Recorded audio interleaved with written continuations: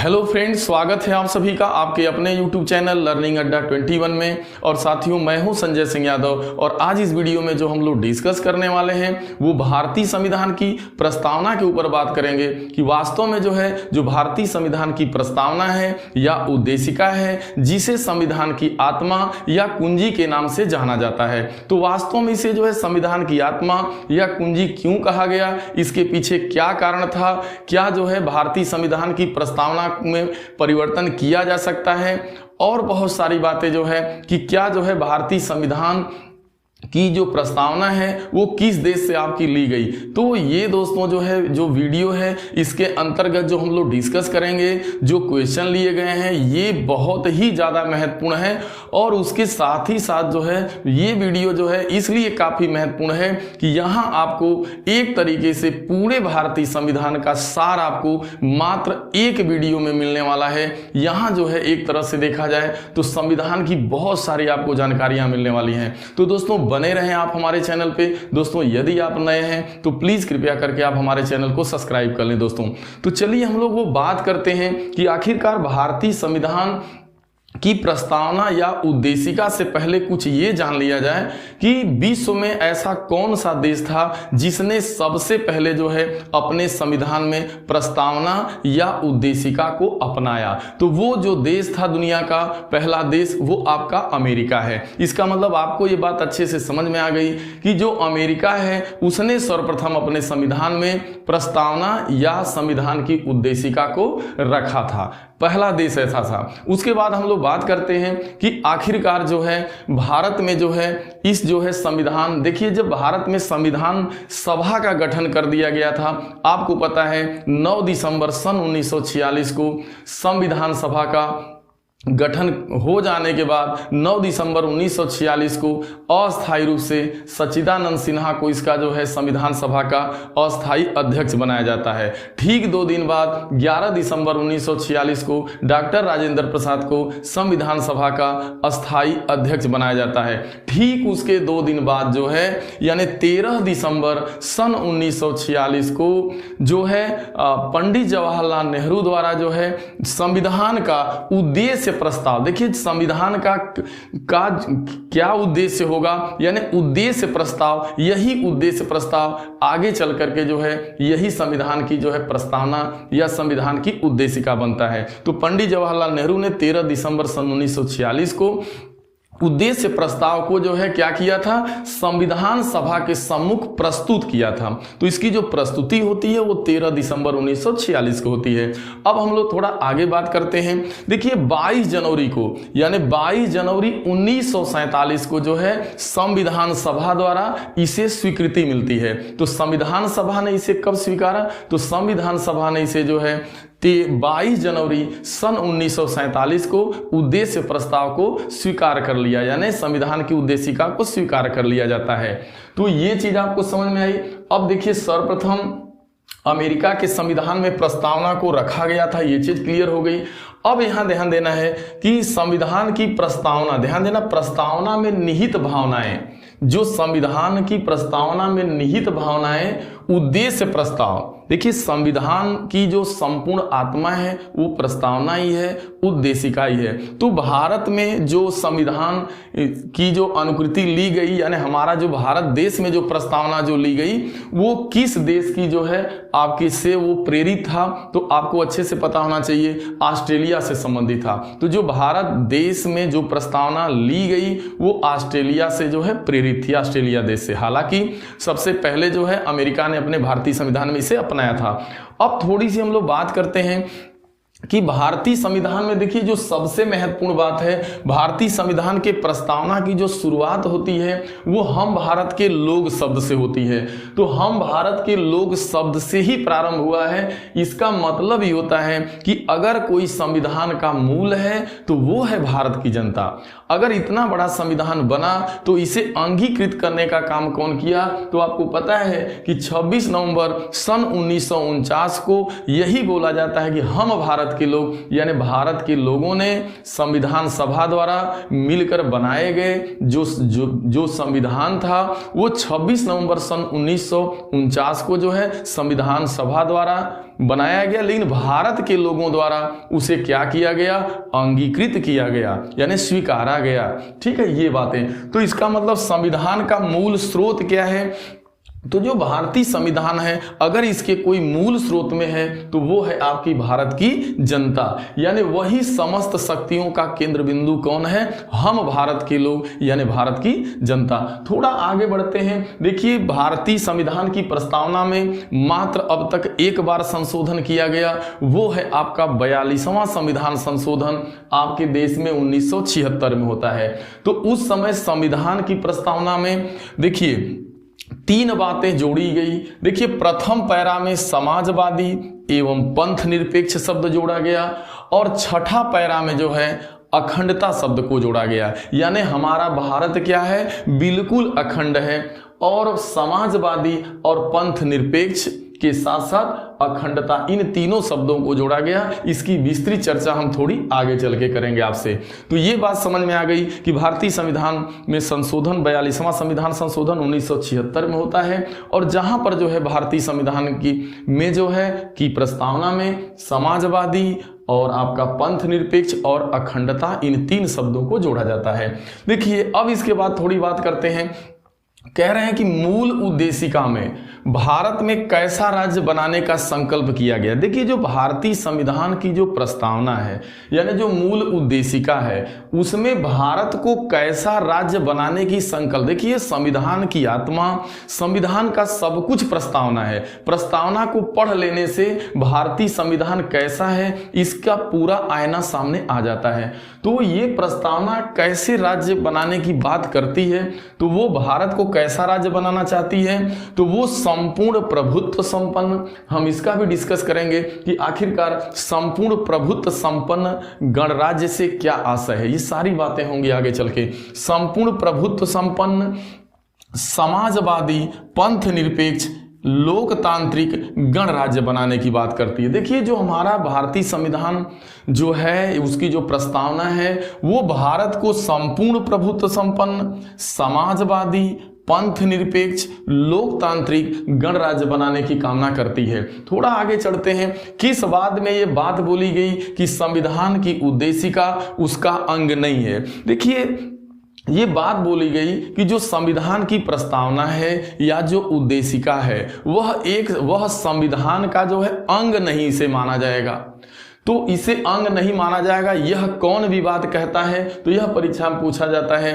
तो वह जो है बेरूबारी मामले में, यानी सुप्रीम कोर्ट में एक मामला चला था बेरूबारी मामले में, ये बात निकल करके आई थी। सुप्रीम कोर्ट ने ये डिसीजन दिया था कि इसे जो है संविधान की जो उद्देशिका है इसे संविधान का हिस्सा यानी भाग यानी अंग नहीं माना जाएगा।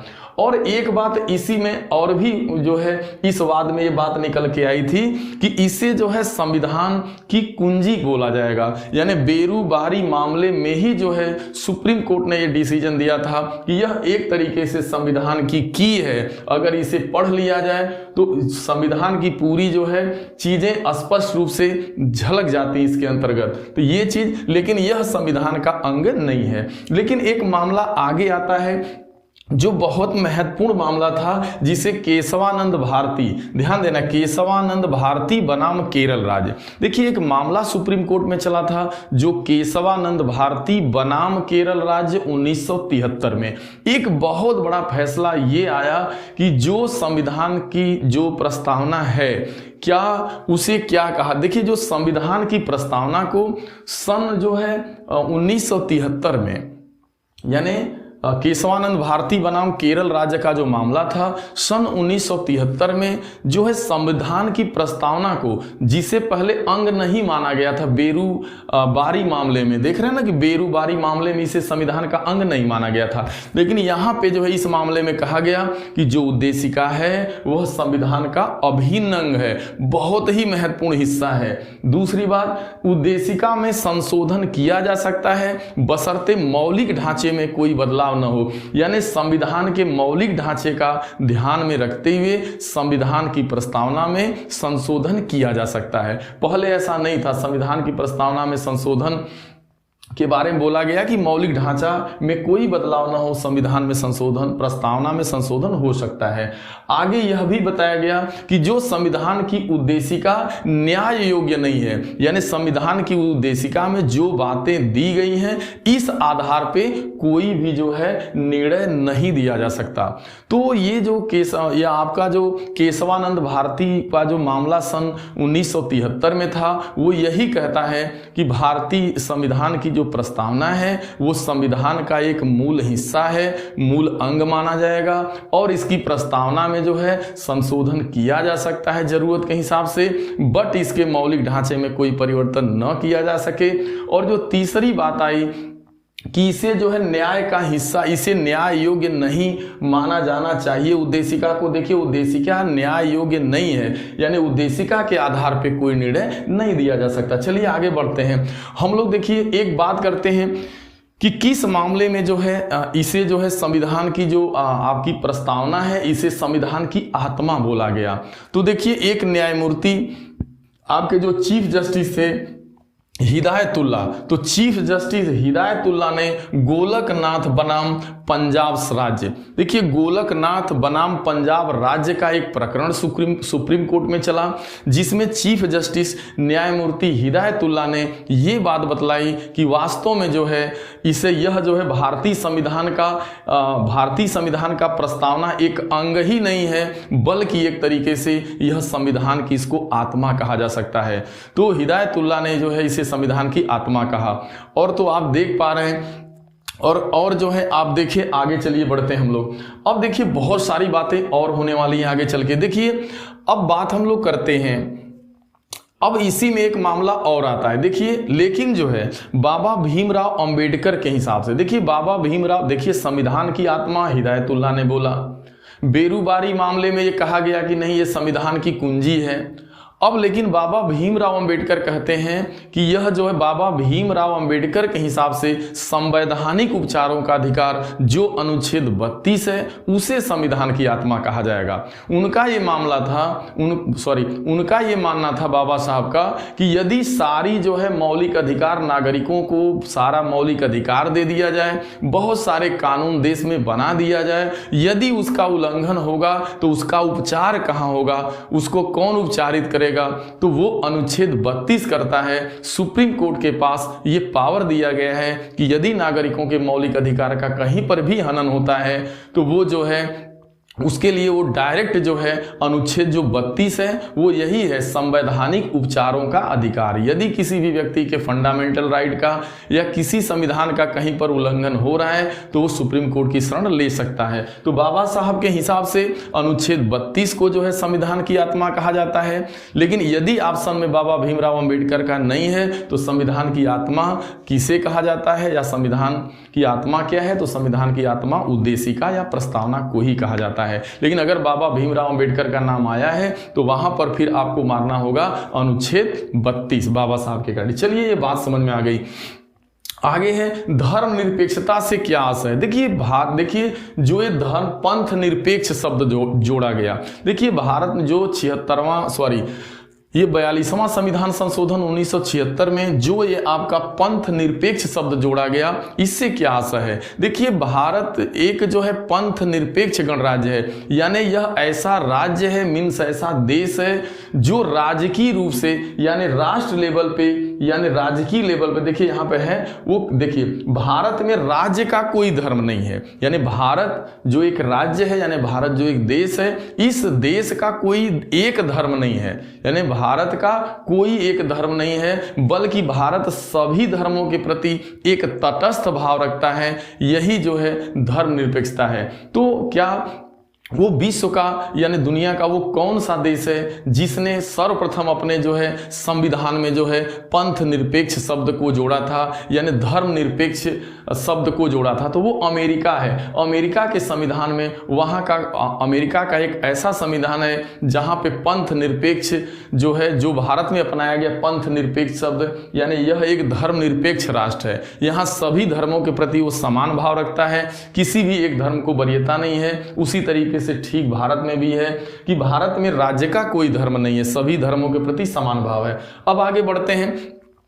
संपूर्ण प्रभुत्व संपन्न, देखिए भारत एक संप्रभुता संपन्न गणराज्य है। संप्रभुता संपन्न गणराज्य से आशय ये है कि भारत किसी भी आंतरिक या बाह्य सभी मामलों में निर्णय स्वयं ले सकता है। ऐसा नहीं है कि वो अमेरिका का कहना मानने के लिए बाध्य है, पाकिस्तान का कहना मानने के लिए बाध्य, ऐसा कुछ नहीं है। जो भी दुनिया के देश स्वयं प्रभु गणराज्य होते हैं, जिसकी खुद की स्वयं प्रभुता होती है, उनका यही होता है कि चाहे उनका उसका कोई आंतरिक मामला हो, चाहे देश का कोई बाहरी मामला हो, आंतरिक एवं बाह्य दोनों मामलों में जो है वह राष्ट्र स्वच्छंद होता है अपना निर्णय लेने में। तो इसलिए भारत जो है एक जो है आपका भारत एक जो है संप्रभुता संपन्न जो है गणराज्य माना जाता है। तो संप्रभुत्व संपन्न से आशय है भारत अपने आंतरिक एवं बाह्य सभी मामलों में पूर्णतः स्वतंत्र है। अब बात करते हैं भारतीय संविधान की प्रस्तावना में वर्णित उद्देश्यों एवं आदर्शों की सही व्याख्या कहाँ है। देखिए भारतीय संविधान की प्रस्तावना में जो इतनी सारी बातें दी गई हैं, बहुत सारी बातें, अगर आप भारतीय संविधान की उद्देशिका मैं यहाँ नहीं लिख पाया हूँ, यदि आप उसको पढ़ लेते हैं तो पूरा एकदम पूरा सार झलक पड़ता है। तो कहने का मतलब आखिरकार प्रस्तावना में जो ये सिद्धांत दिए गए हैं, जो ये आदर्श दिए गए हैं, ये संविधान के कहाँ कहाँ पे परिलक्षित होते हैं, तो वो 3 जगहों पे खास करके परिलक्षित होता दिखाई देता है। भारतीय संविधान की प्रस्तावना का जो आदर्श है वो कहाँ दिखाई देगा? एक तो मौलिक अधिकार में दिखाई देगा, नागरिकों के फंडामेंटल ड्यूटीज में। दूसरा जो है राज्य के नीति निदेशक सिद्धांत में दिखाई देगा। और तीसरा जो है नागरिकों की जो है कर्तव्य में, यानी जो नागरिकों का मौलिक कर्तव्य है, या जो नागरिकों को दिया गया मौलिक अधिकार है, या जो है राज्य के नीति निदेशक सिद्धांत, ये तीनों मिल करके जो है जो संविधान की प्रस्तावना का जो आदर्श है उसको परिलक्षित करने का काम यही 3 करते हैं। आगे बढ़ते हैं हम लोग। तो आगे है कि विश्व का प्रथम पंथ निरपेक्ष जो है राष्ट्र कौन है, तो इस पर बात हो गई। विश्व का प्रथम पंथ निरपेक्ष राष्ट्र आपका अमेरिका है। राज्य का सबसे बड़ा महत्व, बहुत ज्यादा इंपॉर्टेंट क्वेश्चन, कि किसी भी राज्य या किसी भी देश का जो सबसे आपका महत्वपूर्ण अंग होता है, हिस्सा होता है, वो क्या होता है? तो उसकी संप्रभुता होती है। बहुत बड़ी इंपॉर्टेंट बात है कि किसी भी राज्य का, यानी किसी भी राज्य का सबसे महत्वपूर्ण तत्व क्या है, तो किसी भी राज्य का जो सबसे महत्वपूर्ण तथ्य है वह उसकी आपकी संप्रभुता है। एक चीज ध्यान में रखना है। प्रस्तावना में अब तक कितनी बार संशोधन किया गया? तो प्रस्तावना में अब तक 1 बार संशोधन किया गया, 42वां संविधान संशोधन 1976 में, जिसमें ये 3 बातें जोड़ी गई। अब देखिए समाजवाद से क्या आशय है, तो देखिए 42वां संविधान संशोधन में यही 3 बातें जोड़ी गई। समाजवादी शब्द, पंथ निरपेक्ष और अखंडता। अखंडता का मतलब आप समझ रहे हैं, भारत अखंड है, इसे हिस्सों में खंडित नहीं किया जा सकता, इसे अलग अलग राज्यों में आपका कई मतलब इसे खंडित नहीं किया जा सकता। भारत एक अखंड भारत है, ठीक है।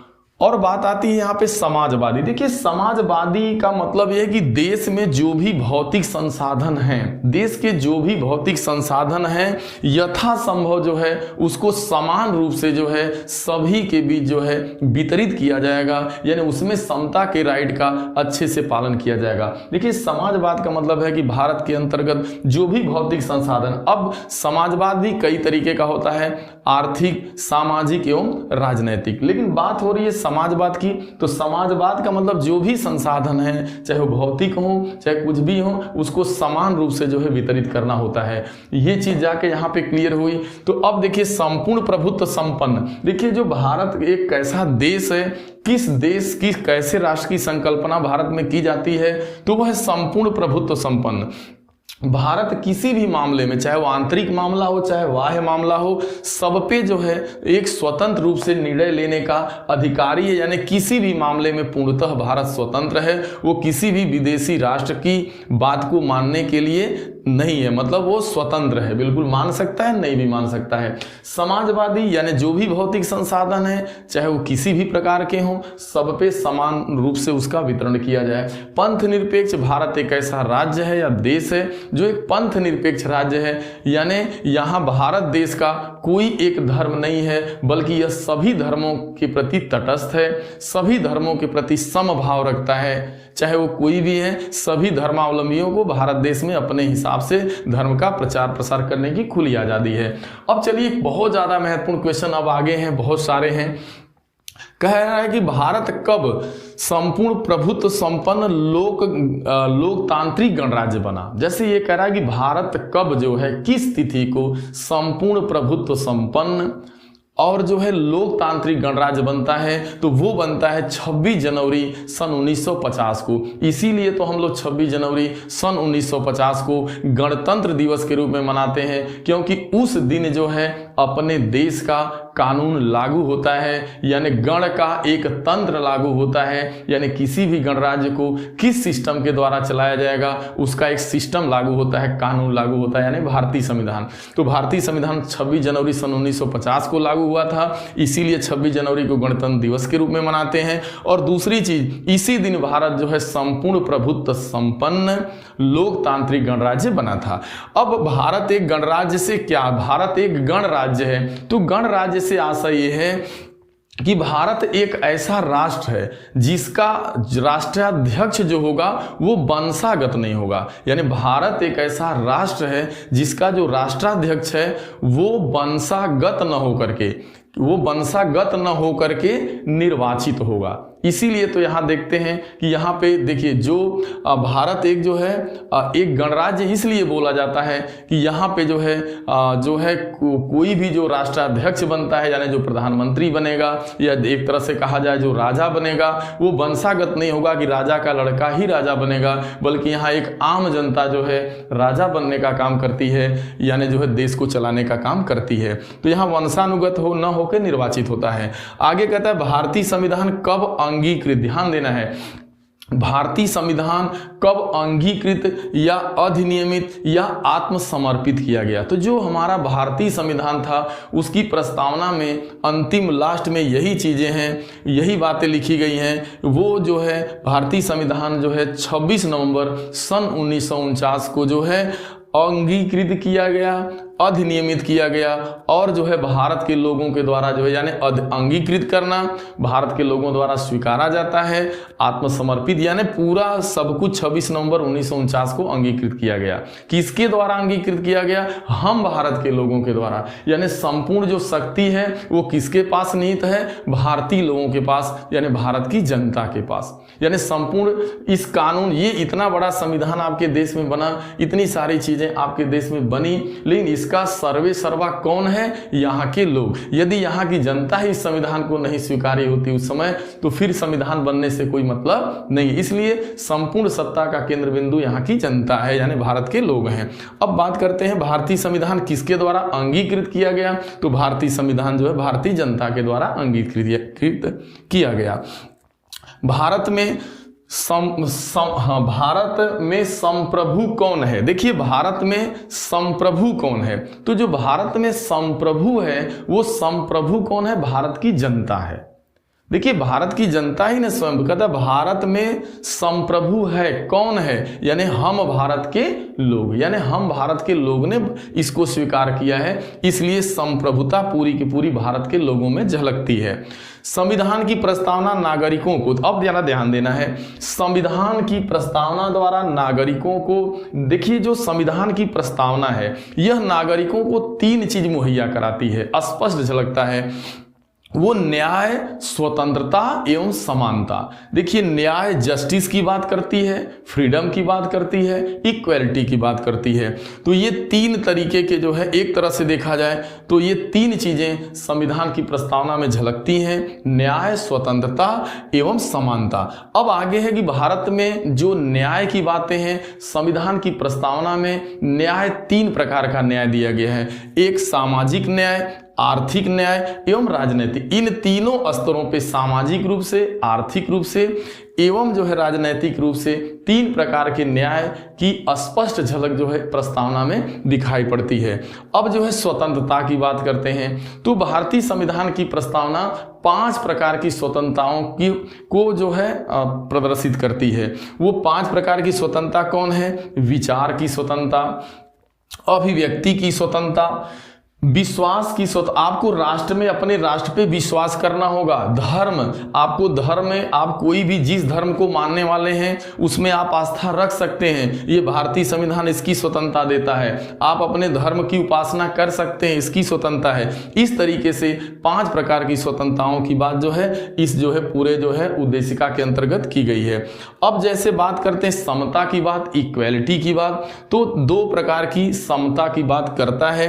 एक तो प्रतिष्ठा, एक अवसर, सभी को समान अवसर देना और सभी का सम्मान करना, यह भारतीय संविधान की जो है प्रस्तावना में, यानी यह भारतीय संविधान की आत्मा में निहित है। बहुजन हिताय और बहुजन सुखाय की बात जो है पूरा भारतीय संविधान करता है। बहुत सारे लोगों का इससे हित हो और यहाँ के सभी नागरिक सुखी हों। बहुजन हिताय और बहुजन सुखाय की कामना करता है। अब बात करते हैं, थोड़ा लास्ट चल रहा है, लोकतंत्र। भारत में जनता अब देखिए जो भारत में कैसा लोकतंत्र है, तो भारत में जो लोकतंत्र है वह एक तरीके से, भारत एक जो है लोकतांत्रिक देश है। अब लोकतांत्रिक देश में जो है जनता ही जो है अपने प्रतिनिधि को चुन। देखिए भारत में क्या है कि भारत की जो जनता है वो स्वयं शासन नहीं करती, बल्कि अपने प्रतिनिधि के माध्यम से जो है वो क्या करती है, यानी अपने प्रतिनिधि के माध्यम से जो है शासन को चलाती है। यानी जनता अपने प्रतिनिधि को चुनती है और वो प्रतिनिधि शासन को चलाने का काम करता है। तो इस प्रकार का जो लोकतंत्र होता है उसे अप्रत्यक्ष लोकतांत्रिक प्रणाली कहा जाता है, या उसी को प्रतिनिधि प्रणाली कहा जाता है। यानी यहां भारत का हर नागरिक शासन को नहीं चलाता, बल्कि अपने प्रतिनिधि के माध्यम से शासन को चलाने का काम होता है, देश को चलाने का काम होता है। ये डेमोक्रेटिक व्यवस्था है। गणराज्य से क्या आशय है कि गणराज्य का मतलब यह है कि गण एवं राज्य। तो जो गणराज्य होता है वो अपने सभी नागरिकों को, ध्यान देना, गणराज्य अपने सभी नागरिकों, देखिए गणराज्य में पहली बात सभी नागरिक समान होते हैं। गणराज्य से मतलब कि ऐसा राज्य जिसमें सभी नागरिकों को समान अधिकार दिया जाता हो और वे किसी भी लोक पद पे कोई भी व्यक्ति, एक अदना सा नागरिक भी या एक आम व्यक्ति भी जो है किसी भी पद पे चयनित कहने का मतलब हो सकता है गणराज्य के अंतर्गत, क्योंकि गणराज्य में सभी नागरिकों को समान अधिकार दिया जाता है, इक्वेलिटी का पालन होता है, फ्रीडम होता है। तो ये सारे क्वेश्चन आपसे जुड़े थे। दोस्तों ये वीडियो आपको कैसा लगा? यदि ये वीडियो आपको अच्छा लगा हो तो इसे ज़्यादा से ज़्यादा दोस्तों लाइक जरूर देना है आप। और जो है यदि आप हमारे चैनल पे नए हैं तो आप कृपया करके हमारे चैनल को सब्सक्राइब कर लें, वीडियो को शेयर करना ना भूलें। और दोस्तों आपने अपना कीमती समय दिया, इसके लिए आप सभी को बहुत बहुत धन्यवाद।